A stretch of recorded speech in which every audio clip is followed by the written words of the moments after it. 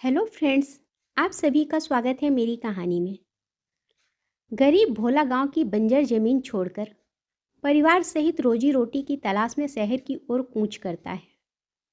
पत्नी शीला और 3 मासूम बच्चों के साथ वो मुंबई जैसे बड़े शहर में आ जाता है। वो बहुत खुश है, परंतु इतने बड़े शहर में अकेले कमाने वाले का गुजारा बहुत मुश्किल से हो पाता है। इसीलिए उसके मित्र की सलाह पर ही शीला को भी ठेकेदार मजदूरी का काम दे देता है। बच्चों के स्कूल में भी अभी वक्त लगेगा, इसीलिए पास की कूलर बनाने वाली फैक्ट्री में उन तीनों को उनकी उम्र के हिसाब से काम पर रख दिया गया। लगभग 1 महीना बीतने को आया। भोला और उसका परिवार ठेकेदार के साथ काम करके खुश था। फिर एक दिन भोला को बुखार ने घेर लिया। उसका पूरा बदन कांप रहा था।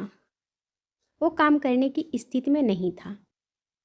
बहुत मिन्नत खिदावत करने पर ही ठेकेदार ने एक दिन की छुट्टी दी थी। लेकिन एक दिन से भला क्या होने वाला था। अगले दिन भोला ने उठने की लाख कोशिश की, मगर सब प्रयास विफल रहे। शीला ने ठेकेदार से बहुत मिन्नतें की, तब जाकर वो माना, और वो भी इस शर्त पर कि अपना काम खत्म करने के बाद वो भोला के हिस्से का काम भी करेगी और उसके लिए उसे अलग से कोई पगार भी नहीं मिलेगी। मजबूर शीला को हामी भरनी पड़ी। इसी तरह 1 सप्ताह बीत गया। भोला की सेहत अब पहले से थोड़ी बेहतर हो गई, परंतु काम करने की हिम्मत उसमें ना थी। उधर ठेकेदार शीला से दिन रात काम करवाता। एक दिन शीला की सहनशीलता ने जवाब दे दिया। उसने ठेकेदार से अपना हिसाब करने के लिए कहा और उससे ये भी कहा कि वो अब बिना पगार का कोई काम नहीं करेगी, बल्कि उसके पास काम ही नहीं करेगी। शहर में काम की कोई कमी नहीं है। ठेकेदार ने कहा, ठीक है, शाम को तुम्हारे झोपड़े पे आकर तुम्हारा और तुम्हारे पति का हिसाब कर दूंगा। शीला अपना काम खत्म कर घर की ओर चली गई। ठेकेदार कुर्सी पर बैठा जाती हुई शीला के यौवन और बलखाती कमर को निहार रहा था। अंधेरा होते ही वो भोला के झोपड़े के अंदर जा पहुंचा। उसने भोला से बहुत ही प्रेम पूर्वक उसका हालचाल पूछा और शीला के गुस्से को भी शांत किया। दिन में उसे ए या चिल्लाकर शीला संबोधित करने वाला इस वक्त बड़े प्यार से उसे भाभी कहकर संबोधित कर रहा था। शीला भी उसके इस व्यवहार से बहुत हैरान थी। जाने से पहले ठेकेदार काम पर आने के बारे में भोला से कहता है, तो भोला ना चाहते हुए भी अगले दिन आने का वादा करता है। हालांकि उसकी पत्नी और बच्चे इस बात से सहमत नहीं थे। फिर भी भोला ठेकेदार से प्रसन्न हो उसके पैर छूता है। ये देख ठेकेदार उसके पास बैठते हुए बड़े प्यार से उसे एक पुड़िया निकाल कर देता है और कहता है कि ये दवा मैं खास तौर पर तुम्हारे लिए लाया हूँ। इसे खाकर तुम कल सुबह तक ठीक हो जाओगे। भोला हैरान होकर उसे देखता है और हाथ में रखी पुड़िया को उलट पुलट कर देखता है और फिर धीरे से पूछता है, ये कौन सी दवा है और कितने की है? अगले दिन भोला में सचमुच एक नई ऊर्जा थी। उसका बुखार और थकावट सब खत्म हो चुका था। भोला सुबह नहा धोकर खुशी खुशी काम करने के लिए रवाना हो जाता है। जाते ही उसने ठेकेदार को सलाम किया और अपने काम में जुट गया। आज उसने इतना जमकर काम किया कि शीला द्वारा लाया गया खाना भी भूल गया। उसका मन खुशी से झूम रहा था, जिसमें वह शीला को भी शामिल कर लेना चाहता था। लेकिन शीला को यह सब अच्छा नहीं लग रहा था। लेकिन शाम होते होते भोला की तबीयत फिर बिगड़ने लगी। उसे कमजोरी और आलस ने फिर से आ घेरा। उसकी पूरी रात करवटें बदलते हुए निकली। आज की सुबह कल से कुछ अलग थी। भोला कल की तरह काम करना चाहता था, लेकिन संभव नहीं हो पा रहा था। ठेकेदार अभी तक नहीं आया था और इधर भोला उसके इंतजार में नजरें बिछाए धीरे धीरे अपना काम कर रहा था। कुछ देर बाद ठेकेदार की कड़क आवाज सुनाई देती है, जल्दी जल्दी हाथ चलाओ वरना पगार का पैसा नहीं मिलेगा।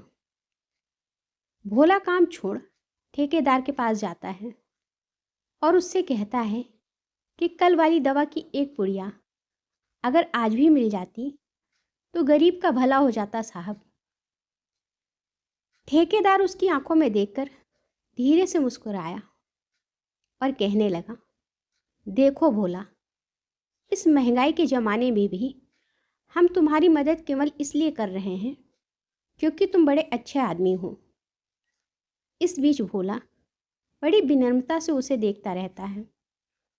ठेकेदार अपनी बात जारी रखते हुए कहता है, फिर भी ना जाने तुम्हारी पत्नी, मेरा मतलब है शीला भाभी, मुझसे खफा रहती है।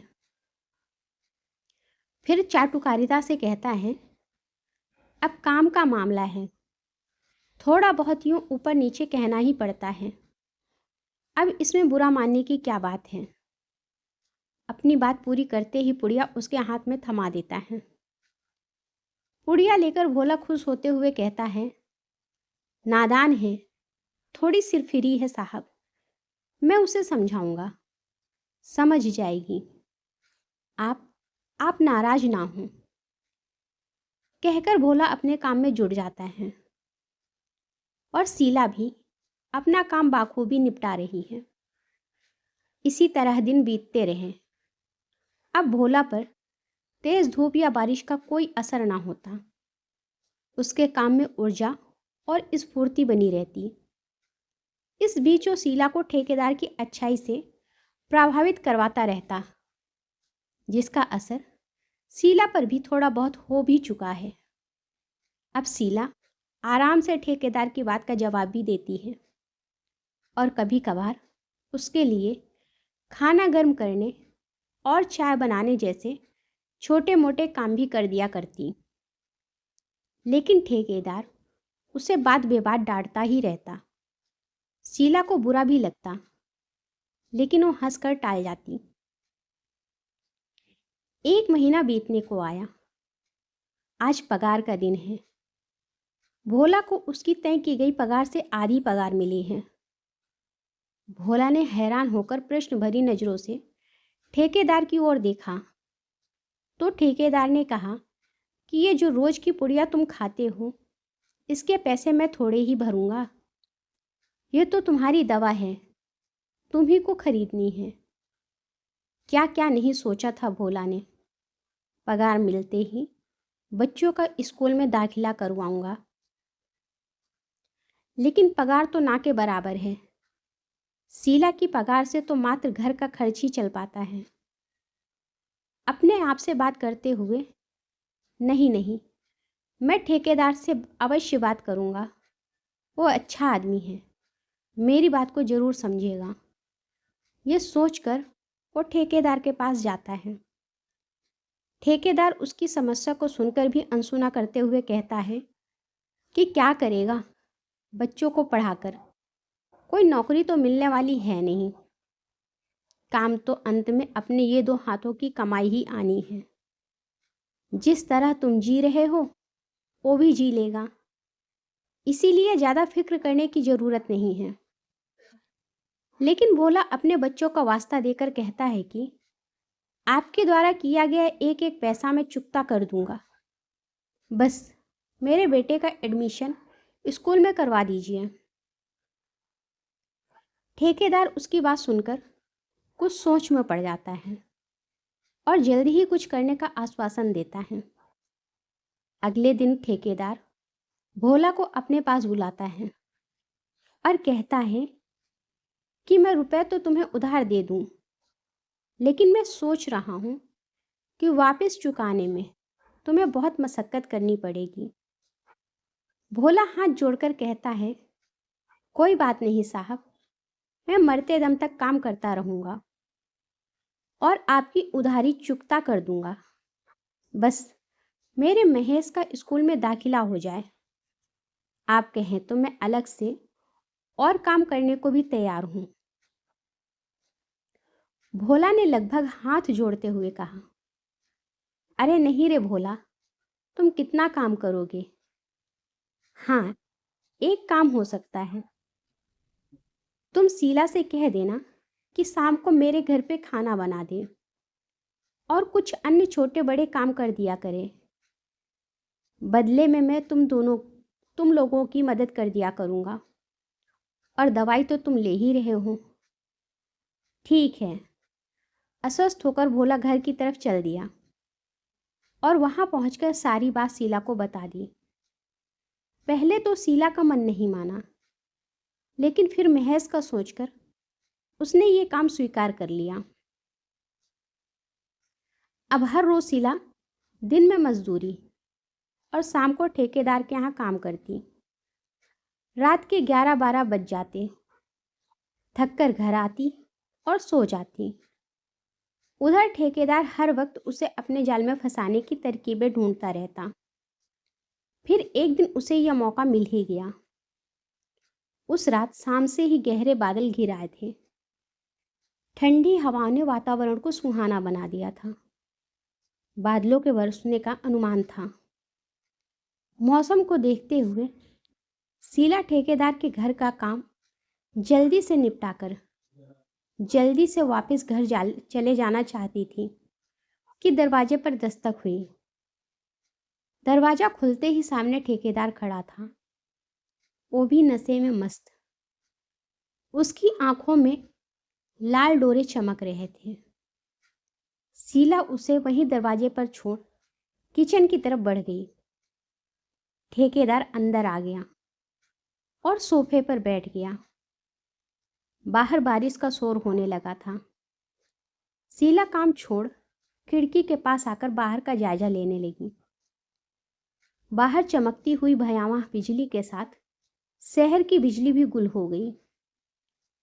वो किचन में रोशनी करने के लिए मोमबत्ती ढूंढने लगी कि अचानक अपने पास उसने ठेकेदार को महसूस किया। वो घबराकर 2 कदम पीछे हट गई। ठेकेदार ने उसे अपनी बाहों के घेरे में कस लिया। शीला ने लगभग विनती वाले अंदाज में कहा, जाने दीजिए साहब, हम गरीब लोग अपनी इज्जत नहीं बेचते, तो मैं कौन सा तुम्हारी इज्जत के पैसे दे रहा हूँ। शीला रोने लगी। अरे रे रे, आप रोने लगी? अरे भाई, औरतों का रोना हमें अच्छा नहीं लगता। लो, हमने तुम्हें छोड़ दिया। चलिए अब 2 कप चाय बनाइए, एक हमारे लिए और एक अपने लिए। उसके छोड़ देने से शीला ने राहत की सांस ली और उसके लिए चाय बनाने लगी। चाय 2 कप बनाना, ये मत कहना कि आप नहीं पीती। इतनी मूसलाधार बारिश में कौन ऐसा शख्स होगा जिसे चाय अच्छी ना लगे। हाँ, अगर ऐसे में कोई चीयर्स हमदम मिल जाए तो बात ही कुछ और होगी। इतना कहकर वो ड्राइंग रूम में बैठकर चाय का इंतजार करने लगा। कुछ देर बाद शीला चाय बनाकर ले आई। अरे, इसके साथ कंटेनर में रखे बिस्किट भी ले आती तो अच्छा होता। शीला चाय वहीं रखकर किचन से बिस्किट लाती है। ठेकेदार की चाय टेबल पर रखकर वहीं पास में नीचे बैठकर वो कप उठा लेती है, जो पहले से ही टेबल के एक कोने पर उसके लिए रख दिया गया था। चाय की चुस्कियां लेते हुए उसे सिर्फ इतना याद था कि बाहर मूसलाधार बारिश हो रही है और खिड़की से अंदर आते हवा के ठंडे झोंके उसे आनंदित कर रहे थे। फिर उसके बाद क्या हुआ, उसे कुछ भी याद नहीं। सुबह जब उसकी आंख खुली तो दिन का उजाला उसी खिड़की से अंदर आ रहा था और वो अपने अस्त व्यस्त कपड़ों के साथ वहीं फर्श पर पड़ी थी। उसके द्वारा पी गई चाय अपना कमाल दिखा चुकी थी। दूसरा कप टेबल पर वैसे ही भरा पड़ा था। उसने उठना चाहा, लेकिन अंग अंग दुख रहा था। बड़ी मुश्किल से उठ के उसने खुद को संभाला, कपड़े ठीक किए और कमरे से बाहर निकलकर बेतहासा अपने झोपड़े की तरफ भाग खड़ी हुई। सभी झोपड़ों में अभी सब सो रहे थे। वो सीधा पीछे लगे नल की तरफ गई और उसके नीचे बैठकर बेतहासा रोई। कुछ देर रोने के बाद वो झोपड़े में आई, कपड़े बदले और बच्चों के लिए भोजन की व्यवस्था करने लगी। भोला भी नींद से जाकर काम पर जाने के लिए तैयारी करने लगा। भोला तैयार हो गया, लेकिन शीला ज्यों की त्यों बैठी रही। भोला के पूछने पर उसने काम पर जाने से ये कहकर इनकार कर दिया कि उसकी तबीयत ठीक नहीं है। आज शीला काम पर क्यों नहीं आई? ठेकेदार ने अपनी भारी भरकम आवाज में भोला से पूछा। हाँ साहब, उसकी तबीयत कुछ ठीक नहीं थी, आराम करना चाहती है। भोला ने उसके हाथ से ली हुई पुड़िया खाते हुए कहा। क्या हुआ? ठेकेदार ने प्रश्न किया। मालूम नहीं साहब, ज्यादा बात नहीं की उसने, कहकर भोला अपने काम में जुट गया। शीला का पूरा दिन लेटे लेटे ही बीत गया। शाम के समय उनका ही एक साथी मजदूर उसके झोपड़े पे आया और ये बता गया कि ठेकेदार ने तुम्हारे बेटे का एडमिशन करवा दिया है। स्कूल की वर्दी और पुस्तकों सहित अन्य सामान भी उपलब्ध करवा दिया है। ये कहकर वो व्यक्ति चला गया। शाम के समय जब भोला घर आया तो उसने भी यही सब बात दोहराई। वो बेहद खुश लग रहा था। उसने बताया कि ठेकेदार ने बताया कि इन सब पर 25,000 रुपये खर्च आया है, जिसे हम दोनों दिन रात मेहनत करके चुकता कर देंगे। कुछ सोचते हुए, बस एक बार हमारा बेटा पढ़ लिख जाए, फिर जीवन आराम से कट जाएगा। शीला ने कोई प्रतिक्रिया जाहिर ना की। उसका मन बेहद उदास था। वो भोला के कंधे से लगकर जी भरकर रो लेना चाहती थी, परंतु वो ऐसा ना कर सकी। अगले दिन शीला फिर से काम पर नहीं गई। वो ठेकेदार के पास काम नहीं करना चाहती थी। जब ये बात उसने भोला से कही तो वो कुछ सकपका गया और उसने यही बात ठेकेदार से जाकर कह दी। ना जाने उसे क्या हो गया है साहब, वो कभी ऐसी ना थी। दिन या रात बिना रुके बिना थके काम करने वाली है वो। तबीयत ठीक नहीं होगी, कुछ दवाई वगैरह खाई क्या? ठेकेदार ने संवेदना जताई। नहीं साहब, अभी तो नहीं। भोला ने निराशे से सर हिला दिया। तो ऐसा कर भोला, आज से तू दवाई की एक और पुड़िया ले जाना और शीला को भी दे देना। ठेकेदार ने उसे गौर से देखते हुए कहा। ठीक है साहब, परंतु उसे दवाई खिलाना आसान नहीं है। अरे भोला, तू भी सचमुच का भोला ही है। ऐसे खाने को मत देना, उसकी चाय या खाने में घोल देना। मतलब तो उसके ठीक होने से ही है ना? बात भोला की समझ में आ गई थी। जब भोला रात को घर पहुंचा तो उसके होश उड़ गए। शीला ने फांसी लगा ली थी। क्या क्या सपने लेकर आया था शहर, और आज उसने सब कुछ खो दिया। उस बेचारे को यह बात भी नहीं पता थी कि शीला ने आत्महत्या क्यों की। शीला के जाने का गम भोला बर्दाश्त नहीं कर सका और उसने भी बच्चों से ही जहर खाकर अपनी जान दे दी।